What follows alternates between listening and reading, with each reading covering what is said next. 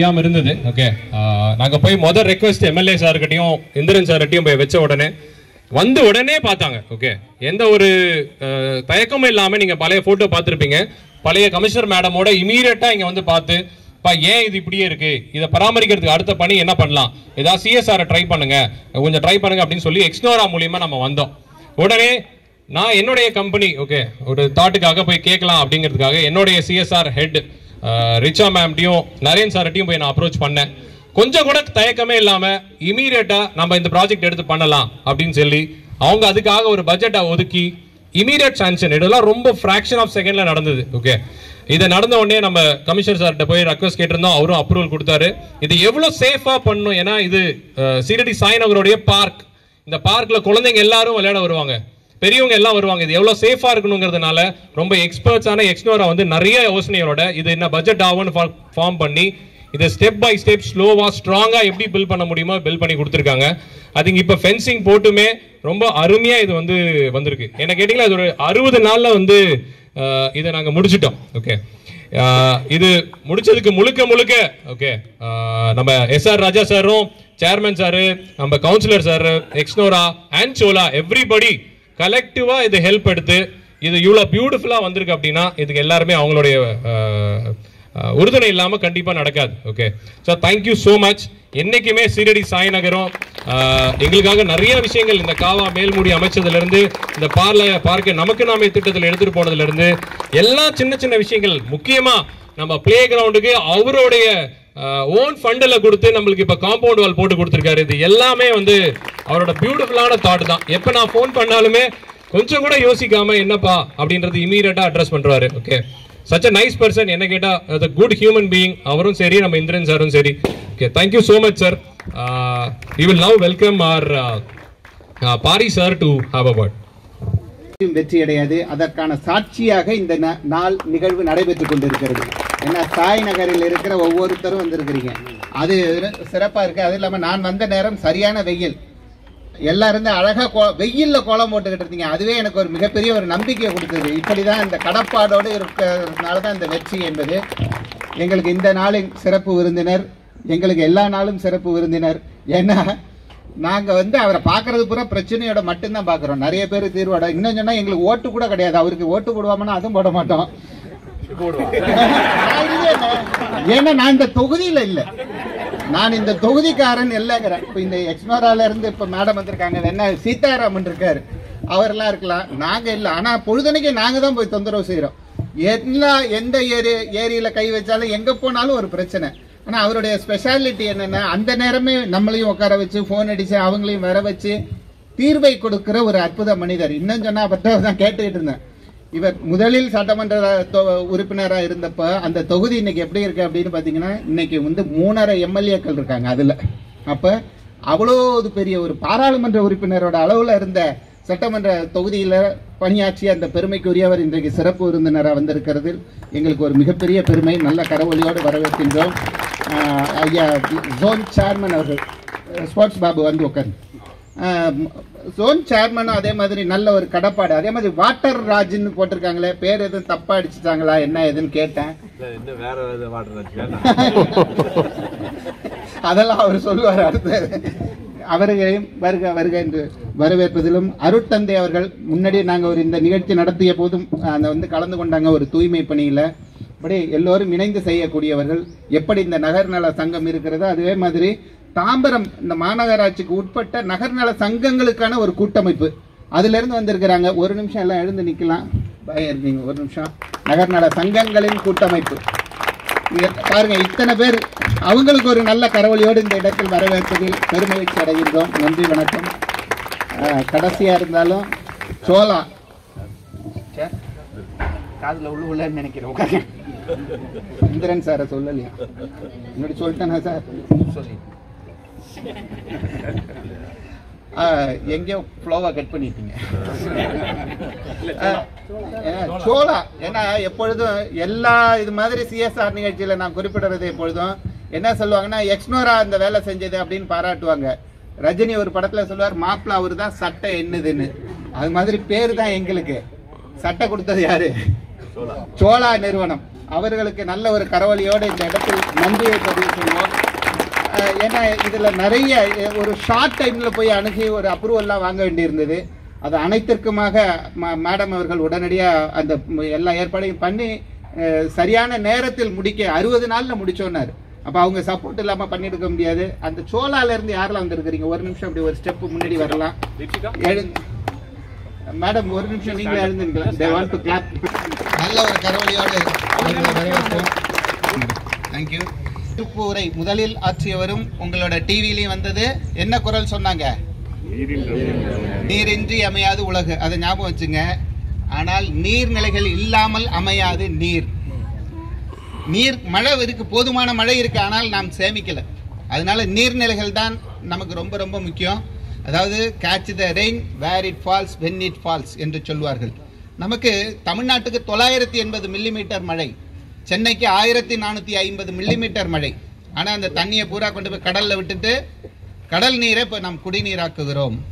எனவே இது மாதிரி இப்போ நாளைக்கு கேட்ட இங்கே சுற்றி மூடிட்டீங்களே, இதை ஃபர்தராக என்ன பண்ண போகிறோம்? அதே மாதிரி இந்த நகர்நல சங்கத்தை பாராட்டணும். சட்டமன்ற உறுப்பினரை பார்த்து, தலைவர் பார்த்து, எல்லாரையும் பார்த்தாங்க. அழகா நமக்கு நாமையில பின்னாடி ஒரு காம்பவுண்ட் வால் போட்டிருக்கிறாங்க. நாம் எல்லோரும் கற்றுக்கொள்ள அழகா நமக்கு நாமையில அதை சாத்தியப்படுத்தி இருக்கிறார்கள். இப்போ நாளைக்கு இந்த பார்க்கை டெவலப் பண்றதுக்கு இவங்கெல்லாம் நல்ல நமக்கு ஒத்துழைக்க சொல்லியிருக்காங்க.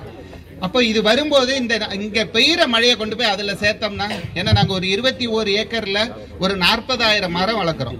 அங்கே 9 நீர்நிலைகளை உருவாக்கி இருக்கிறோம். அது முழுமையும் இந்த மழையில் நிறைந்தது. இங்கே தாம்பரத்துலேயே அதுக்கு எக்ஸாம்பிள் இருக்கு.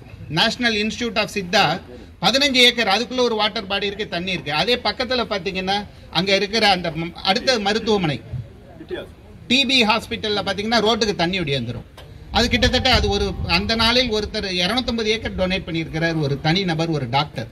அப்ப அந்த இடத்துல ஒரு நீர்நிலை இல்லை. அந்த நீர்நிலை இருந்தா அந்த ரோட்டுக்கு தண்ணி வர்றது தடுக்கப்படும். எனவே இதற்கெல்லாம் முன்மாதிரி தொடர்ந்து ஆதரவு அளிக்கிற, ஏன்னா தமிழ்நாடு தான் அதிக நீர்நிலைகளை இழந்த மாநிலம். எனவே வந்திருக்கிற அனைவரையும் மீண்டும் வரவேற்று சோலா நிறுவனத்திற்கும் நன்றி சொல்லி, அனைத்து சங்கங்கள், எக்ஸ்னோரா நிறைய வாலண்டியர்ஸ், இன்ஜினியர்ஸ் எல்லாருமே வந்திருக்கிறாங்க. அனைவரையும் வருக வருக என்று வரவேற்று அமைகின்றேன். நன்றி, வணக்கம். ஸ்ரீ சாய் நகரின் நலச்சங்கத்தின் சார்பாக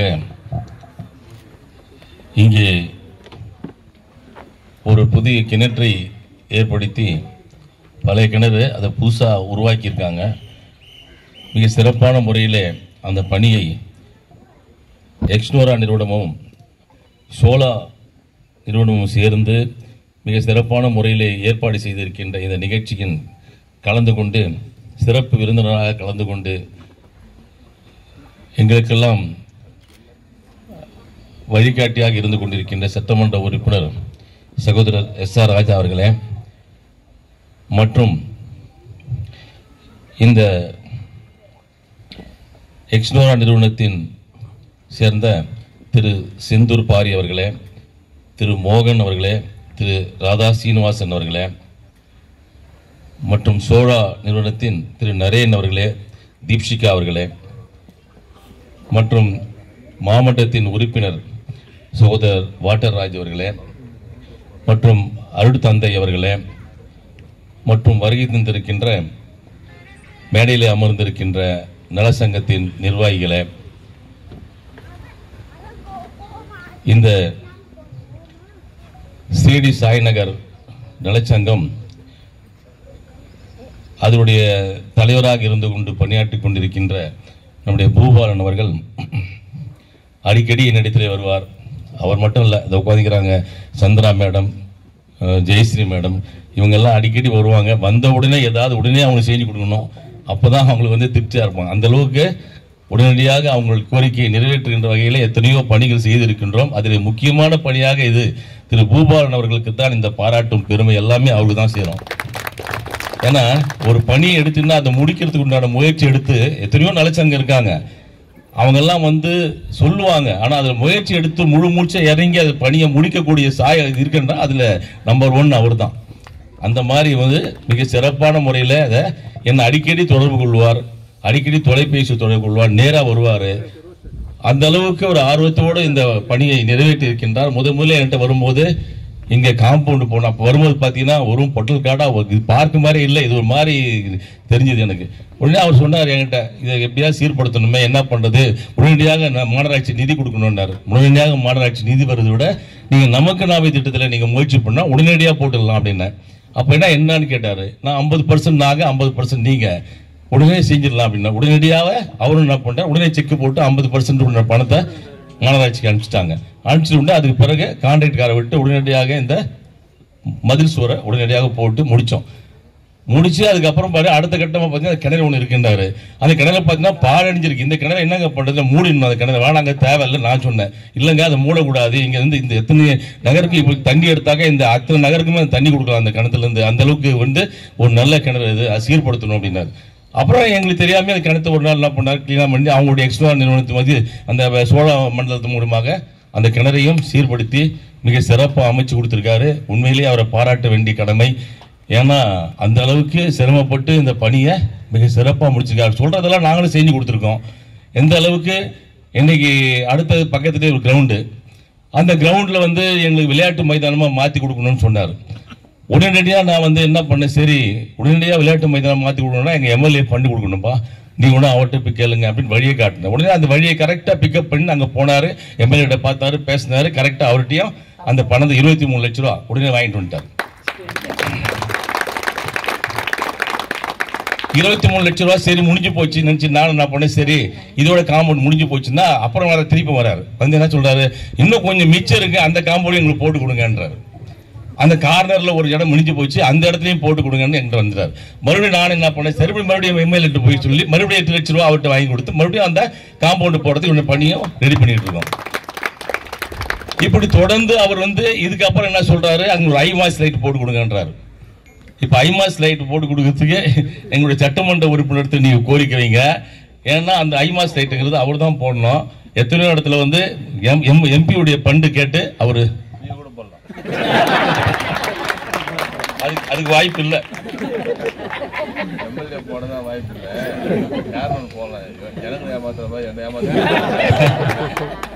உடனடியாக செய்யணும்னு நினைச்சீங்கன்னா நான் சொன்ன வழி 2 வழி சொன்ன பார்த்தீங்களா, எம்எல்ஏ ஃபண்டு, அது அப்புறம் நமக்கு நாம திட்டம். இது சொன்ன உடனே வேலை முடிஞ்சு பார்த்தீங்களா, அதுதான் ஐமாஸ் வழிக்கும். எம்எல்ஏ கிட்ட கேட்டீங்கன்னா உடனே கிடைக்கும்னு சொல்றேன். எங்கிட்ட கேட்டால் கொஞ்சம் லேட் ஆகும், அது சுற்றி வரணும். இது உடனே ஷார்ட் கட்டு. அதனால உங்களுக்கு சொல்றேன், அது அதையும் உங்களுக்கு நீங்க ஓரளவுக்கு சாதிச்சிங்க. ஏன்னா இதே மாதிரி ஒரு கிரவுண்டு உங்களுக்கு டிடிகே நகர்ல அவருடைய வீட்டு பக்கத்திலேயே இருக்கு. போய் பார்த்தீங்கன்னா இங்க இருக்கவங்க போய் பாருங்க, அதை அவ்வளவு பெரிய இடம், அது கோவிலுடைய இடம். ஆனா அந்த கோவில் இடத்தை இன்னைக்கு சீர்படுத்தி செம்மையாக்கி அங்க ஒரு ஐமாசு 1 2 இல்ல 4 ஐமாச போட்டு வச்சிருக்காரு. யார் போட்டது? யார்கிட்ட கேட்டா கிடைக்கும் அப்போ அது சொல்லுங்க. அந்த அளவுக்கு இன்னைக்கு போய் பார்த்தீங்கன்னா நூற்றுக்கணக்கான ஆயிரக்கணக்கான இளைஞர்கள் இன்னைக்கு உடற்பயிற்சி செய்யறாங்க, விளையாடுறாங்க, வயதானவங்க நடைப்பயிற்சி செய்யறாங்க. அப்படிப்பட்ட ஒரு அமைப்பா அங்க அந்த இடத்துல அமைஞ்சிருக்குன்னா அந்த மாதிரி ஒரு அமைப்பை இங்க உருவாக்கணும்னா நீங்க எங்க போகணுமோ அங்க போனா உடனே நடக்கும். அது மட்டும் உங்களுக்கு வழியை சொல்லி கொடுத்து மட்டும் நான் உடனே இது வரைக்கும் நான் சொன்ன வழியை நீங்க கரெக்டா பிக்கப் பண்ணிருக்கீங்க. அந்த வழியை இப்பவும் நீங்க செஞ்சு நல்லபடியா அதை பண்ணி கொடுங்க. அவ்வளவுதான். வரல இன்னும் சொல்ல போனா இன்னும் சில கோரிக்கைகள் இங்க வச்சிருக்காங்க. இந்த ரோடு இதெல்லாம் இங்க வச்சிருக்கீங்க, அந்த அதையும் கொண்டு வந்திருக்கேன். உங்களுக்கு சீரடி சாய் நகர் ரோடு அந்த கல்வெட்டு மேல ஸ்லாப் போட கொடுங்க, அதையும் போட்டு கொடுத்துருக்கோம். இன்னும் கொஞ்சம் மீதி இருக்குன்னு சொல்றீங்க, அதையும் போட்டு கொடுத்து ரெடி பண்ணிட்டு இருக்கோம். நீங்க சொல்ற வேலைலாம் நாங்க செஞ்சிருக்கோம். பட் இதுக்கு இன்னும் கேட்டா முக்கியமா என்ன கேட்டீங்கன்னா, இந்த பூங்காவை 60 லட்சம் ரூபாய் செலவிலே செம்மைப்படுத்தி சீராக்கி, இதுக்கு காரணம் யாருன்னா நம்முடைய சட்டமன்ற உறுப்பினர் தான். அந்த புகழும் பெருமை அவருக்கு தான் சேரும். அவருக்கு பூபாலன் கூப்பிட்டார் ஒரு நாள். நான் என்ன பண்ணேன், நீங்க எம்எல்ஏ கூப்பிட்டுவாங்க அப்பதான் சரியா இருக்கும்னு சொன்னேன். நான் சொல்ற வழியெல்லாம் அவர் கரெக்டா பிக்கப் பண்ணிட்டு வர்றாரு. ஏன்னா அதான் உண்மையை நலசங்கத்துக்கு அழகு.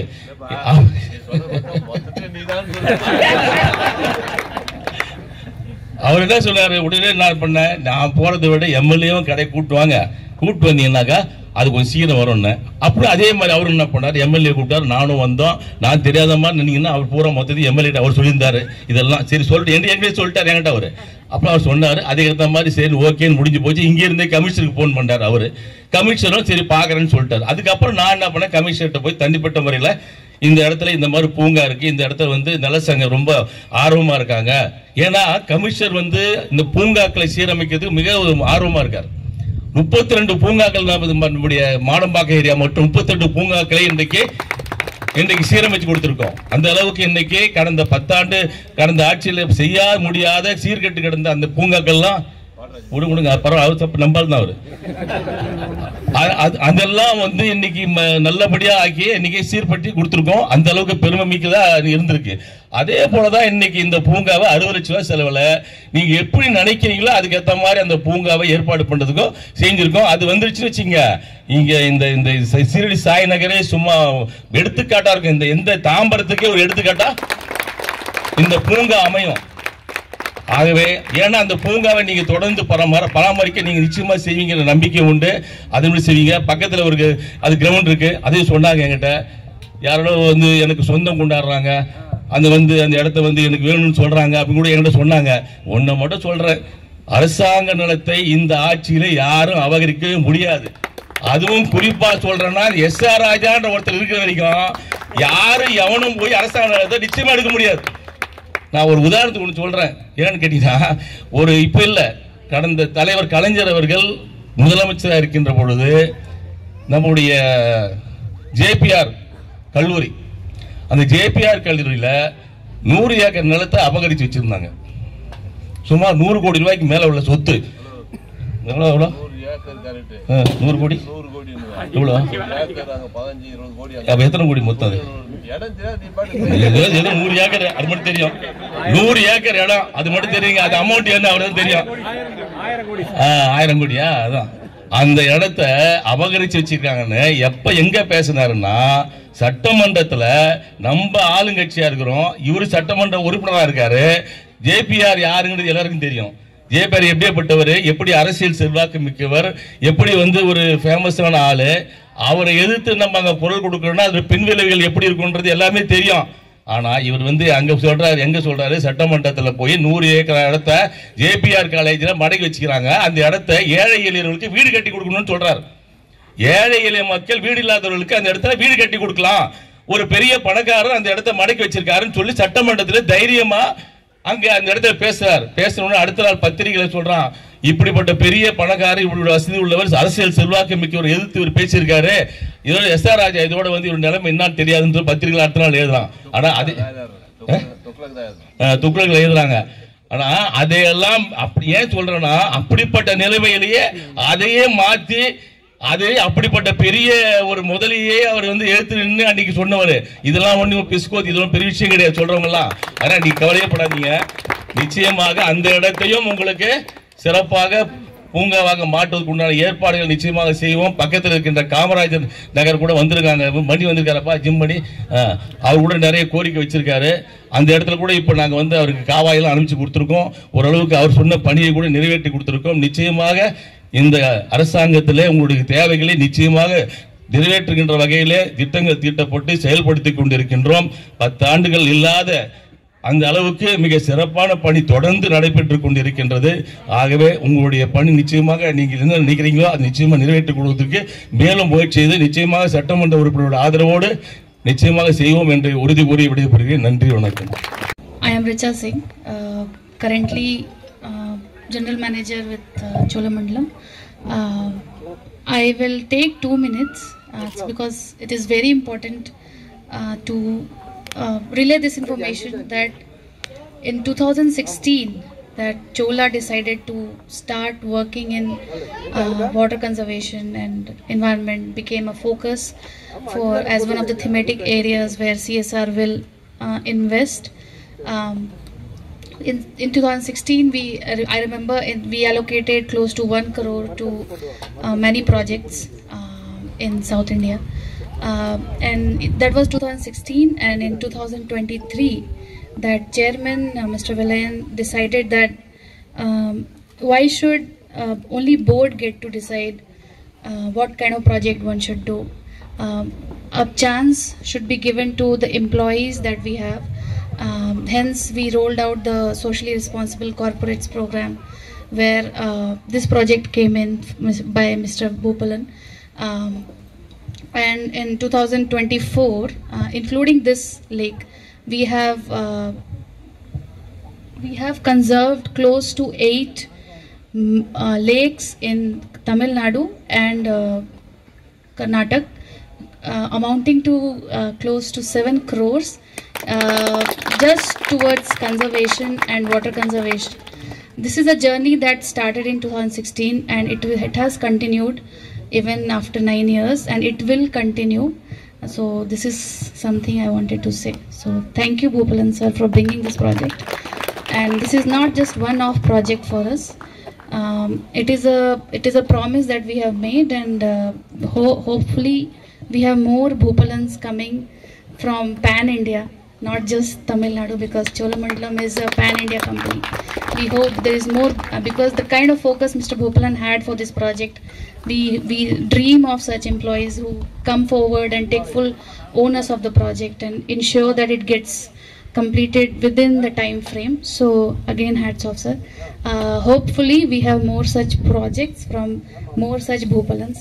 Thank you so much, and thank you from Cholamandalam. பேசியிருக்கின்ற சோழமண்டலம் ஃபைனான்ஸுடைய சிஎஸ்ஆர் ஹெட் திருமதி ரிச்சா சிங் அவர்களே,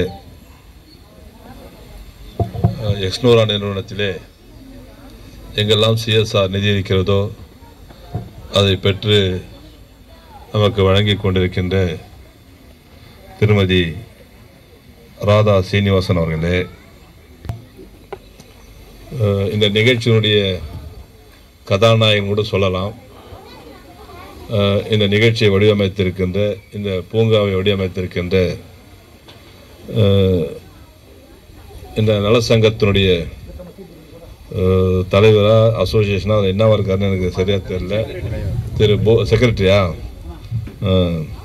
திரு பூபாலன் அவர்களே, இறுதியாக நன்றி சொல்ல இருக்கின்ற எக்ஸ்னோரா இன்டர்நேஷனல் தாம்பரம் பகுதியை சேர்ந்த திரு சீதாராமன் அவர்களே, சுப்பிரமணிய அவர்களே, தம்பி தேனுபுரி அவர்களே,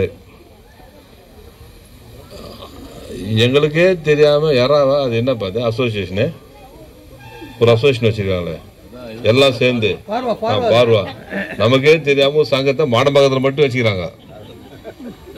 சங்கத்தினுடைய அனைத்து நிர்வாகிகளே, வந்திருக்கின்ற பெரியோர்களே, சர்வ மகளான பழசு நம்மளது ரவி சார்லாம், பெரியோர்களே, தாய்மார்களே, குழந்தைகளே, உங்கள் அத்தனை பேருக்கும் என்னுடைய மாலை வணக்கத்தை அன்போடு நான் தெரிவித்துக் கொள்கிறேன். இருட்டுறதுக்கு முன்ன நான் பேசி முடிச்சாகணும். ஏன்னா பந்தல்லாம் போட்டீங்க, அது என் தப்பு தான். என்னுடைய நேரத்தின் அருமை கருதி காலையிலே வைக்க வேண்டிய நிகழ்ச்சியை மாலையில் மாற்றி என்னுடைய முதல்வர் அவர்கள் மதியம் 2:30 மணி தான் எங்களையே விட்டார். அதுக்கப்புறம் வீட்டுக்கு வந்துட்டு சாப்பிட்டுட்டு உடனடியாக இந்த நிகழ்ச்சியில் கலந்து கொள்கிறேன். உண்மையிலே இந்த நிகழ்ச்சியில் கலந்து கொள்வதிலே உங்களை எல்லாரோட நான் மிக மிக மகிழ்ச்சி அடைகின்றேன். இங்கே ஒரு பெயரை நான் விட்டுவிட்டேன். இந்திரன் விட்டாரு, நியாயம் இருக்குது. பூபாலன் வந்ததுக்கப்புறம் ஜெகநாத ஐயர் விட்டியே, அதுதான் ரொம்ப தப்பு. இந்த பகுதியில் முதல்ல எதுவாக இருந்தாலும் தொடர்ந்து ஜெகநாதன் ஐயர் அவர் தான் இட்டுன்னு வந்து பூபாலன் பெண்ணை உட்காந்தா என்ன, பெண்ணை உட்காந்தா என்னப்பா. பொதுவாக ஏதாவது ஒரு பணி நடைபெற வேண்டும் என்று சொன்னால் நலசங்க நிர்வாகிகளுக்கு யார், எந்த ஆட்சி, எந்த பொறுப்பில் யார் இருக்கிறார்கள் என்பதை பார்க்க வேண்டிய அவசியம் பொதுமக்களுக்கு எப்பயுமே இருக்கக்கூடாது. ஒரு காரியம் இந்த பகுதியில் நடைபெற வேண்டும் என்று சொன்னால் மக்களால் தேர்ந்தெடுக்கப்பட்ட பிரதிநிதியை, கவுன்சிலராக இருந்தால் நீங்கள் கவுன்சிலரை சந்திக்கணும். கவுன்சிலர் சரியாக பணியாற்றவில்லை என்று சொன்னால் மண்டல தலைவரை சந்திக்கணும். மண்டல தலைவர் உங்களுக்கு ஒழுங்காக வேலை செஞ்சாலும் அதுக்கு மேலே இருக்கிற மேயர் இருக்காங்க, அதுக்கப்புறம் சட்டமன்ற உறுப்பினர், அதுக்கப்புறம் நாடாளுமன்ற உறுப்பினர், தேவைப்பட்டால் மாவட்ட ஆட்சித்தலைவர், யாரை வேண்டுமானாலும் சந்திக்கக்கூடிய அளவிற்கு ஜனநாயகத்திலே இப்பொழுது உரிமை இருக்கிறது. அதைவிட மேலாக எங்க வீட்டில் நானே பெட்டிஷன் எழுதி யாருக்கு அட்டாச் பண்றேன் தெரியுமா? முதலமைச்சர் முகவரிக்கு. நான் அனுப்பிச்ச பெட்டிஷன் கூட லேட் ஆயிடும். ஆனா முதலமைச்சருக்கு நீங்க ஒரு முகவரிக்கு செல் ஒன்று இருக்குது, முகவரி ஒன்று இருக்குது. எத்தனை பேருக்கு தெரியும் தெரியாதுன்னு எனக்கு தெரியாது. செக்ரட்டரியேட்ல 2 விங்கு வேலை செய்யுது, 2த்துக்கு IAS ஆபீசர் இருக்காங்க. நீங்க எந்த மனு கொடுத்தாலும் அந்த மனு போய் சேர வேண்டிய இடத்துல சேரும். ஆக ஒரு பகுதி வளர்ச்சி பெற வேண்டும் என்று சொன்னால் பொதுமக்கள் இன்ட்ரெஸ்ட் எடுத்தாதான் அது வளர்ச்சி பெறும். இல்லை என்று சொன்னால் கவுன்சிலர் தான் இருக்காரு, பார்த்து பாரு, அவருக்கு தானே நம்ம ஓட்டு போட்டோம், நாளைக்கு வரட்டும் அவர் 2ல் 1 பார்த்துட்றேன் செய்யாம இருந்தா அப்படின்னு நீங்க சொல்லியிருந்தீங்கன்னு வச்சுக்கோங்க, அடுத்த தேர்தல் வந்துடும். நீங்க என்ன பண்ணுவீங்க? அடுத்த தேர்தலில் இன்னொரு கவுன்சிலரை தேர்ந்தெடுப்பீங்க, அது இவரே மேலும் அப்புறம் நீங்களே சொல்லுவீங்க. இது நடைமுறையில் இருப்பது. ஆனால் நமக்கு வேலை ஆகணும். எப்ப ஆகணும்? இப்ப ஆகணும். இப்ப நம்ம வீடு கட்டியாச்சு, இந்த பகுதியில் இருக்கிறோம். இந்த பகுதியில் குடி வந்ததுக்கு அப்புறம் நீங்கள்லாம் பல பகுதியிலிருந்து வந்திருப்பீர்கள். வந்தவர்களுக்கு உங்களுக்கெல்லாம் யாரு என்னன்னு அறிவுமே இருக்காது. இங்கே நம்முடைய பூபாலனை பற்றி, செக்ரட்டரி பற்றி எல்லாம் சொன்னாங்க. செக்ரட்டரி தான் தொடர்ந்து இதை ஃபாலோ செய்தாருன்னு. உங்களுக்கெல்லாம் தெரிந்தவர் ஸ்ரீடி சாய்நகர் பூபாலன் செக்ரட்டரி மட்டும்தான் உங்களுக்கு தெரியும். ஆனால் எனக்கு என்ன தெரியும் தெரியுமா உங்களுக்கு அவரை பற்றி? நாம் என்னதான் கோபமாக பேசினாலும் அவர் பொறுமையாக திருப்பி பதில் சொல்லுவார். அதுதான் அவர்கிட்ட இருக்கிற பெரிய ஸ்பெஷாலிட்டி. எதுக்கு அதை உங்களுக்கு சொல்கிறேன்னு சொன்னீங்கன்னா, கோபப்பட்டு பிரயோஜனம் கிடையாது. வேலை இந்த பகுதிக்கு ஆக வேண்டும். ஆக நிறுத்தி நிதானமாக இப்படிலாம் இருக்குது சார், அப்படிலாம் இருக்குது சார், இந்த பணி செய்ய வேண்டும் என்று சொல்லுவார். இப்போதான் நான் பார்க்குறேன், கேள்விப்படுறேன், ஒரு சோழமண்டல் ஃபைனான்ஸில் வேலை செய்கிறார் பொழுது. இப்போ சோழமண்டல் ஃபைனான்ஸில் வேலைக்கு போனார். சோழமண்டல் ஃபைனான்ஸுடைய ஹெட்டு இங்கே வந்திருக்கிறாங்க. இப்போ நிறைய பேருக்கு சோழமண்டல் ஃபைனான்ஸ்னால் என்னன்னு தெரியாதுல்ல. சோழமண்டல் கம்பெனி தான் கேள்விப்பட்டிருப்பீங்க. அது மிகப்பெரிய கம்பெனி. நானே முதல்ல ஒரு 45 வருஷத்துக்கு முன்னே அந்த கம்பெனியில் கடன் வாங்கியிருக்கிறேன். பாரிஸில் தானே இருக்குது அது. இப்போ அங்கே தான் இருக்குதா? ஓ, இப்போ கிண்டி மாட்டீங்களா? முதல்ல பாரிஸில் இருந்தது. அப்போ நீங்கள் பழசு, அச்சா நீங்கள் புதுசு, நான்லாம் பழசு அந்த கம்பெனிக்கு. இப்போ ஒன்று சொல்கிறேன் கேட்டுக்கோங்க. திருப்பியும் போய் CSR ஃபண்டை கேளுங்க, கொடுக்கலன்னு வச்சுக்கோங்க, வேற ஃபைனான்ஸ் கம்பெனி நானே உங்களை சேர்த்து விட்டுறேன். வாங்கிடலாமா? அப்பா சரி விடுங்க. ஏன்னா சட்டத்தில்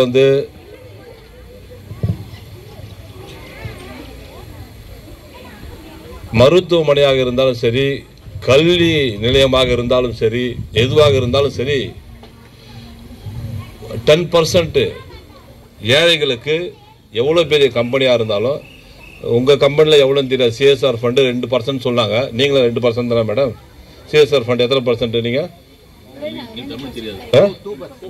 2% இல்லை. ஆனால் யூகிட்டாஸ் பேங்க் 5% வாங்கியிருக்காங்க. யூகிட்டாஸ் பேங்க் ஒரு ஹாஸ்பிட்டல் கட்டியிருக்காங்க, பார்த்துருக்கீங்களா? ஏன்னா அதுக்கு லேண்டு கொடுத்தது, அப்ரூவல் கொடுத்தது, அந்த பில்டிங் கட்டி முடித்து திறக்கிற வரைக்கும் நான் தான் கூட இருந்து செஞ்சேன். ஏன்னு கேட்டால் அது என்ன மடம் ஒன்று இருக்குது, சிங்கேரி மடத்தினுடைய இடம் அது. யூகிட்டாஸ் பேங்க் இன்வெஸ்ட்மெண்ட் பண்ணியிருக்காங்க. நீங்கள் யாரும் அந்த ஆஸ்பத்திரிக்கு போகல? பார்த்துருக்கீங்கல்ல? இல்லை இல்லை, நான் கூட உடம்பு சொல்ல அங்கே தான் போகிறது. அது பார்த்துருக்கீங்களா? எதுக்குன்னா ஸ்டார் ஹோட்டல் மாதிரி இருக்கும். காரணம் அவங்க 5% கொடுக்குறாங்க. ரெண்டாவது அது கேன்சருக்கு தான் ஸ்பெஷலிஸ்ட்டு. அதுக்கோசரம் நான் சொன்னேன்னு சொல்லிட்டு அடிக்கடி போயிட்டு போயிருக்கேன், சாதாரண உடம்பு சரியில்லைன்னா கூட. ஆனால் அவங்களும் பில் போடுவாங்க, அவங்களும் துட்டு வாங்குவாங்க. பின்னால் இருக்கிற இந்த மிஷன் ஹாஸ்பிட்டல் தெரியுமா உங்களுக்கு? அது என்ன தெரியும் உங்களுக்கு? ஆமாம், இந்த ஹாஸ்பிட்டல் தான் தெரியும். ஆமாம், அது யார் லேண்டு தெரியுமா? அது உங்களுக்கு டிஃபென்ஸ் லேண்டு. மொத்தம் 4 ஏக்கரு. அதில் ஹாஸ்பிட்டல் கட்டினாங்க. கட்டும்போது நான் ஏதாவது கேள்வி கேட்டால் யாருமே எதிர்த்து பேச மாட்டாங்க. அப்படியே ஒரே ஒரு ஆள் பேசலாம், இவர் தான் பேசலாம். ஏன்னா என்னோட வயசு அதிகம் அவருக்கு. ரெண்டாவது இந்த ஊருக்காரே அவரு.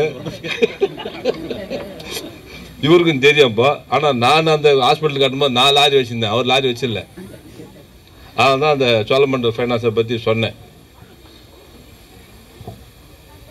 இப்படி ஒரு பார்ட்டாக உங்களுக்கு டெவலப்மெண்ட் ஆகி தான் இன்றைக்கி மிகப்பெரிய வளர்ச்சி வந்து கொண்டிருந்தாலும் இங்கே உங்களுடைய பங்கு, செக்ரட்டரி பூபாலன் அவர்கள் பங்கு இந்த பகுதிக்கு உண்மையிலே உங்களுக்கு கிடைத்த ஒரு நல்ல மனிதர். அவரை நீங்கள் பயன்படுத்தி கொள்ள வேண்டியது உங்களுடைய கடமை.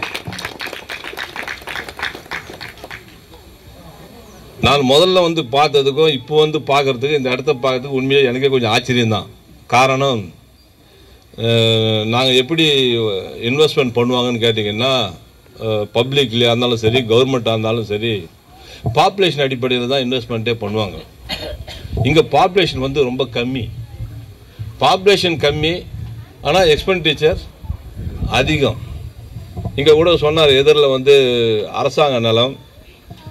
நான் தான் சொன்னேன், விளையாட்டு அந்த எங்கெல்லாம் அரசாங்க நிலம் இருக்கிறதோ அந்த நிலத்தை எல்லாம் பாதுகாக்க வேண்டியது இப்போ தாம்பரம் தொகுதி உள்ளிட்ட அத்தனை பகுதிக்கும். இப்போ போலீஸ் கமிஷனர் ஆஃபீஸுக்கு கவர்மெண்ட் லேண்ட் நான் தான் எடுத்து கொடுத்தேன். 3 acre on road, GST road. உண்மையிலே எனக்கு நெருங்கிய நண்பர், அந்த இடத்துக்கு சொந்தக்காரர் மிக நெருங்கிய நண்பர். எனக்கு 1972 73லேருந்து எனக்கு பழக்கம். என்ன பண்ண சொல்கிறீங்க? போலீஸ் கமிஷனர் ஆஃபீஸு எடுத்து கொடுத்தாச்சு.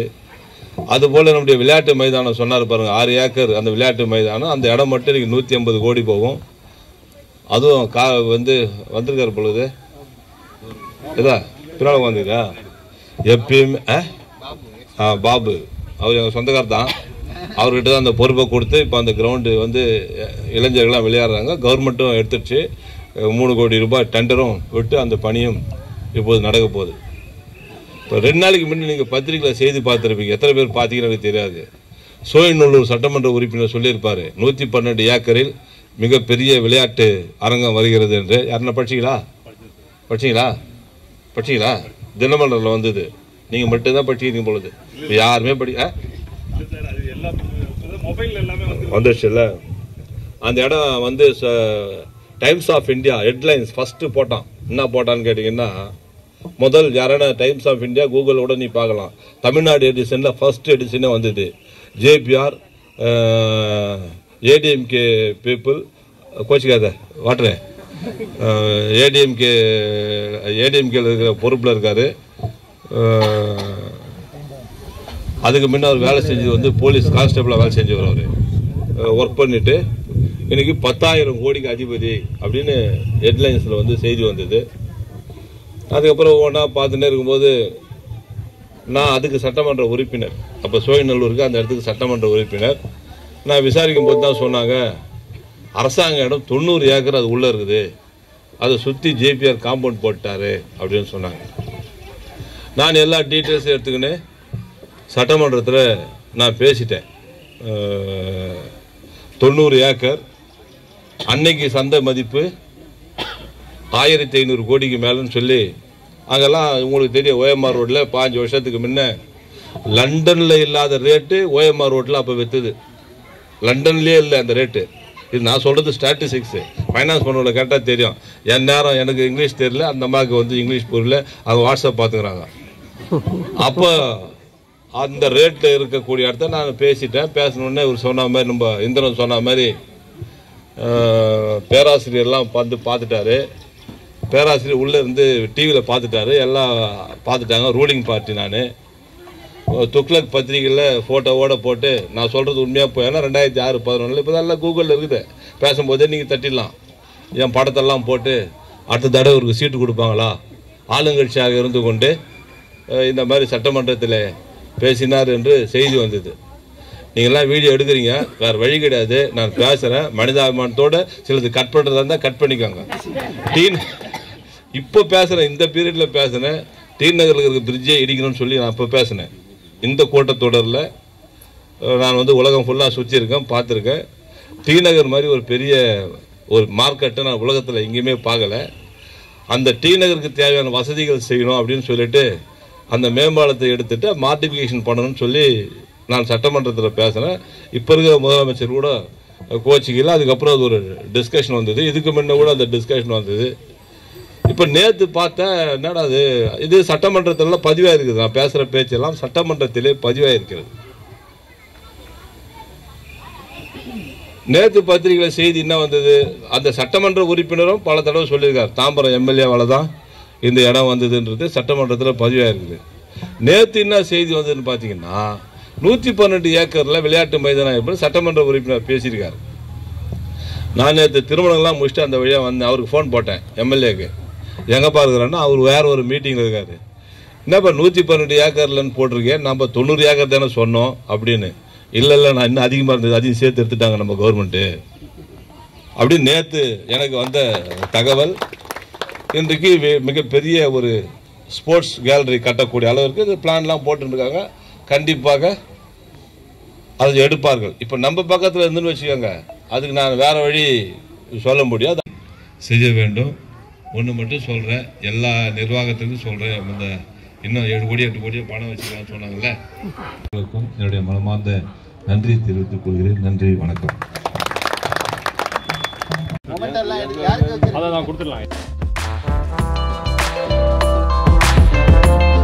பொன்னாடைங்கிறத எங்க கொள்கை, அதனால நாங்க பொன்னாடை போற்றுவதில்லை. இது வந்து பாத்தீங்கன்னா பாபநாசத்துல தண்ணியில விடுற துணியில இருந்து எடுத்து மேட் பண்றோம். இதுல ஒரு 30 பெண்களுக்கு வேலை கொடுத்துருக்கோம். இதுல பல ஆயிரம் பெண்களுக்கு வேலை கொடுக்க முடியும். எனவே அதை பரிசாகவும், அடுத்தது குருவி கூடு, இது வந்து காயர்ல நேச்சுரல் மெட்டீரியல், அதனால அதுதான் கொடுக்குறோம். அது கட்டுற இடத்துங்கள்ல குருவியும் வந்துருது. சீதாராமன் அவர்கள் நம்ம மாமன்ற மண்டல தலைவர் அவர்களுக்கு திரு ஸ்போர்ட்ஸ் பாபு இங்க பாருங்கண்ணா, கொடுங்க. அந்த சைடு போயிடு. அவர் நல்ல நிறைய மோட்டிவ். ஆமா, வாங்க ராதா மேடம். இப்படி thank you madam, thank you so much. மீண்டும் ஒருவருக்கு நல்ல ஒரு கரவொலியை கொடுங்க. நீங்க சோலா நிறுவனம் அப்படிங்கிறதுனால உங்களுக்கு ஒரு நினைவு பரிசை கொடுக்குறோம். அமிர்தராஜ் அவர் தான் இன்ஜினியர், இருந்து பார்த்துக்கிட்டவர் அவர் தான், அவர் கொடுக்குறாரு இன்ஜினியர். ஜாரி பாதுகாவலர், ஐஓபி காலனி மீனாட்சி சுந்தரம், என்ன பரிசெல்லாம் கொடுத்துட்டீங்க. ஒரு ஏரியில் ரொம்ப ஈடுபாடு உள்ளவர்.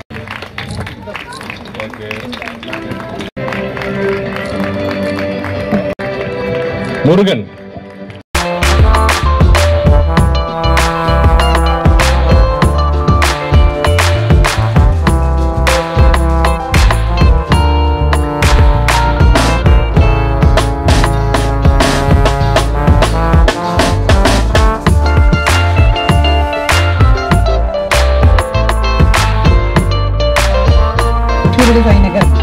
பொது மக்களுக்கு மனமார்ந்த பாராட்டுக்கள். உங்களுடைய இந்த குளோபல் என்விரான்மெண்ட்டுக்கு உங்களான பணியை கடமையை செஞ்சுருக்கீங்க. நான் இந்த மைக்கை வாங்கினதுக்கு முக்கியமான காரணமே நம்மளுடைய எம்எல்ஏ சாருக்கு ஒரு முக்கியமான விஷயம். நான் அவரை பார்த்து வேந்தது ஒன்று நான் பர்சனலாக போய் பேசும்போது பார்த்தீங்கன்னா, அவர் எம்எல்ஏ இருக்காருங்கிறது தெரியுமே தவிர ஒரு இடத்தையும் வந்து அவர் அவ்வளோ ஞாபகம் வச்சிருக்காரு. அவருக்கு தெரியாம மாடம்பாக்கம் மெயின் ரோடு இன்னைக்கு விரிவடைஞ்சதுக்கு வந்து நாங்கள் ஒரு ரெக்வெஸ்ட் ஒன்று கொடுத்தோம் ஃபார்வா சார்பில், அதை பண்ணி கொடுத்தாரு. மனமார்ந்த நன்றி ஐயா. அண்ட் சேர்மன் சாரும் வந்து பார்த்தீங்கன்னா, நாங்கள் போய் எந்த இது கேட்டாலும் உடனே ஃபோன் எடுத்து உடனே அந்த ப்ராப்ளத்தை அட்டன் பண்ணி எங்களுக்கு நிறைய உறுதுணையாக இருந்திருக்காங்க. அனைவருக்கும் மனமார்ந்த நன்றி. தேங்க்யூ. நிறைய இருக்கு சார், லிஸ்ட் போட்டு